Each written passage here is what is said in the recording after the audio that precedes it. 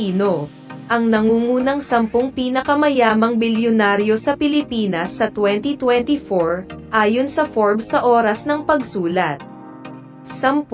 Tony Tan Cacciong. Net worth, $1.4 billion.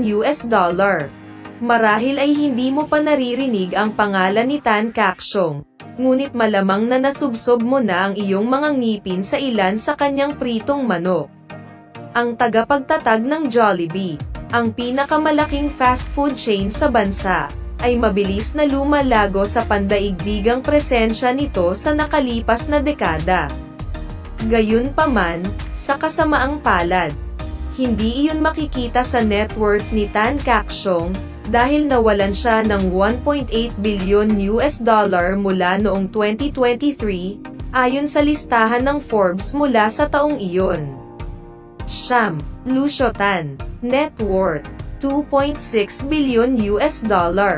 Pang-10 sa listahan ang nagtatag ng LT Group na may mga daliri sa iba't ibang mga pay sa industriya. Mula sa tabako at alkohol hanggang sa pagbabangko at paglalakbay sa himpapawid. Si Tan, isang shareholder ng Philippine Airlines, ay nagtatag din ng PAL Holdings. Ipinasa ng Tycoon ang sulong sa kanyang apo na si Lucio Tan III noong Mayo taong 2023, na ngayon ay presidente ng parehong kumpanya ng pamilya.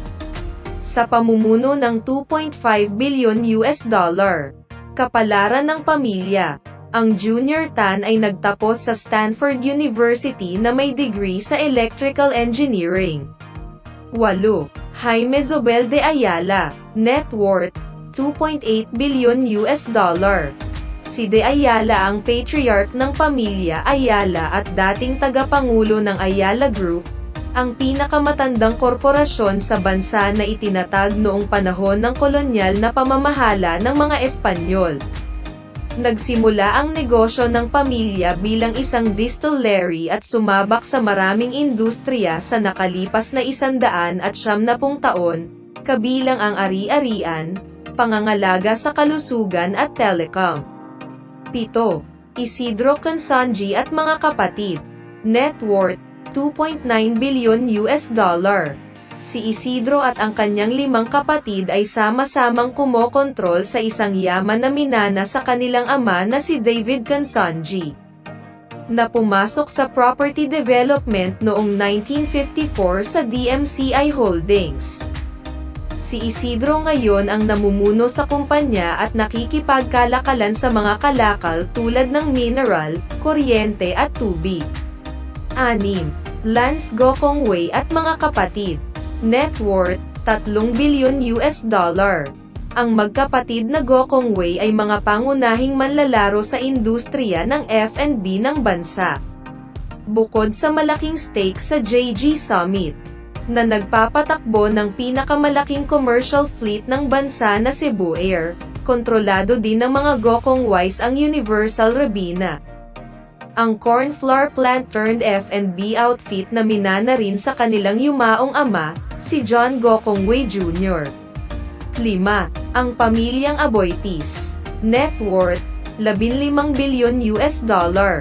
Ang pamilyang Aboitiz ay pinamumunuan ng mga miyembro nito sa ika-4 na henerasyon, kung saan ang susunod na henerasyon ay lumuwag na sa mga operasyon ng pamilya sa ilalim ng Aboitiz Equity Ventures, AEV. Kabilang sa kanilang pinaka-high profile na mga operasyon ang Mactan Cebu International Airport at ang pagkuha nila ng consumer banking business ng Citibank at mga pasilidad ng pagboboto ng Coca-Cola sa Pilipinas. 4. Ramon Ang. Net worth, $3.3 billion. Si Ang ay ang presidente at vice chair ng pinakamalaking serbeserya sa bansa, na lumaki rin at naging isa sa pinakamalaking kumpanya ng F&B sa bansa. Sa kabila ng katanyagan ng beer, karamihan sa kita ng San Miguel Corp. Ay nagmumula sa mga pasilidad ng kuryente at mga operasyon ng infrastruktura nito. 3. Enrique Razon Jr. Net worth, $9.3 billion.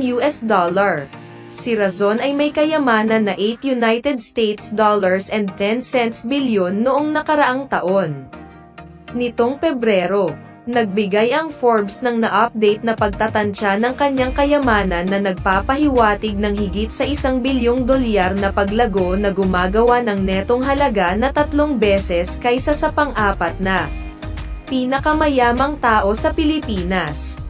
Sa umuusbong na industriya ng e-commerce, hindi nakakagulat na ang operasyon ng logistic ng Razon ay umuunlad.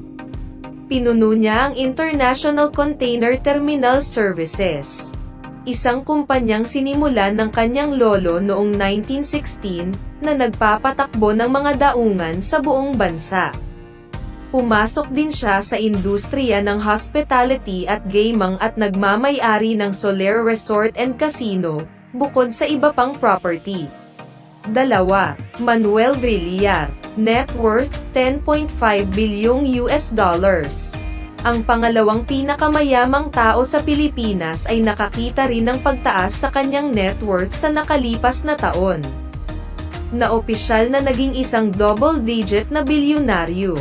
Ang kayamanan ng property mogul ay mula $9.7 bilyong hanggang $10.5 bilyong ngayong 2024. Siya ang namumuno sa developer ng property na Vista Land at Lifescapes, na nagpapatakbo ng ilang shopping mall at commercial tower. Namuhunan din siya sa mga proyekto sa pabahay sa ilalim ng Golden MV Holdings. Kabilang sa mga interes sa negosyo ni Villar ang mga stake sa free-to-air na telebisyon at isang mapa ng daan sa pagtatayo ng casino at theme park sa Maynila. Habang ang kanyang anak na si Mark ngayon ang nagpapatakbo ng balto ng negosyo, ang kanyang pamilya ay sangkot din sa politika. Si Mark at ang kanyang ina na si Cynthia ay parehong senador, habang ang anak ni Villar na si Camille ay isang congresswoman. Henry Sy at mga kapatid. Net worth, $14.4 bilyong. Ang anim na magkapatid na Sy ay bahagi ng isang conglomerate na kinabibilangan ng retail, banking, hospitality, property at commodities. Nagsimula ang kanilang napakalaking kayamanan sa kanilang ama na si Henry Sr., na nagtatag ng tindahang Shoe Mart noong 1958. Ang mga kumpanya ay ipinakalakal na ngayon sa publiko sa ilalim ng SM Investments at SM Prime.